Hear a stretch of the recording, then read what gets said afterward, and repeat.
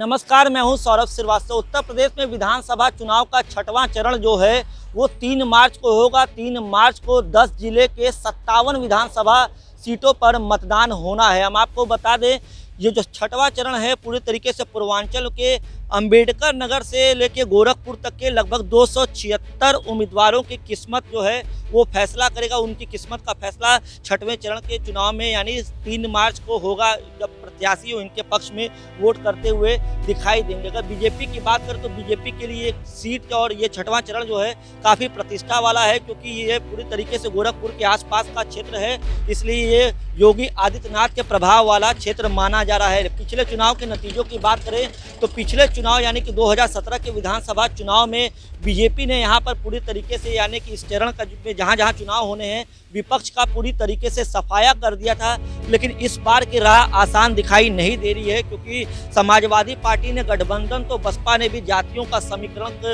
तय करते हुए एक ऐसा चक्रव्यूह रचा है और ऐसे प्रत्याशियों को उतारा है जिससे बीजेपी की राह आसान होते हुई दिखाई नहीं दे रही। हम आपको बता दें, इसलिए बीजेपी के साथ साथ योगी आदित्यनाथ की भी चिंता बढ़ी हुई है, क्योंकि छठवां चरण जो है गोरखपुर के आसपास का इलाका है जहां पे वोटिंग होनी है और ये योगी आदित्यनाथ के प्रभाव वाला इलाका भी माना जाता है। हम आपको बता दें, छठवें चरण के जिन 10 जिलों में मतदान होना है उसमें से अंबेडकर नगर की 5, बलरामपुर की 4, सिद्धार्थ नगर की 5, बस्ती की 5, संत कबीर नगर की 3, महाराजगंज की 5, गोरखपुर की 9, कुशीनगर की 7, देवरिया की 7 और बलिया की 7 सीटें शामिल है, जिसमें अंबेडकर नगर और बलिया को छोड़कर इस चरण के बाकी जिले में मुख्यमंत्री योगी आदित्यनाथ का काफ़ी प्रभाव माना जाता है। लेकिन 2017 के विधानसभा चुनाव के नतीजे पर अगर गौर करें तो यहाँ पे लगभग 46 सीट पे बीजेपी पूरी तरीके से प्रचंड जीत हासिल की थी, जिसमें से 2 समाजवादी पार्टी और 5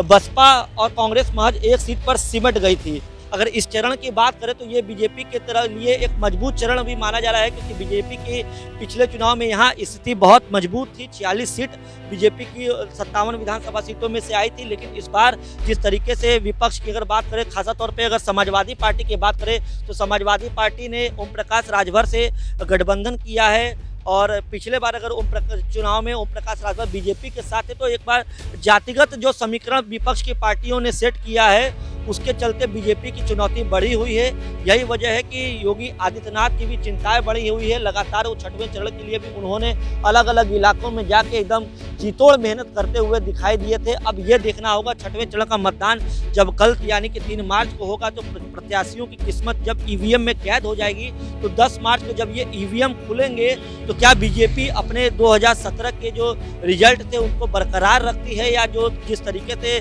समाजवादी पार्टी चुनौती दे रही है चक्रव्यूह रच के, वो उसमें वो सफल साबित होती है।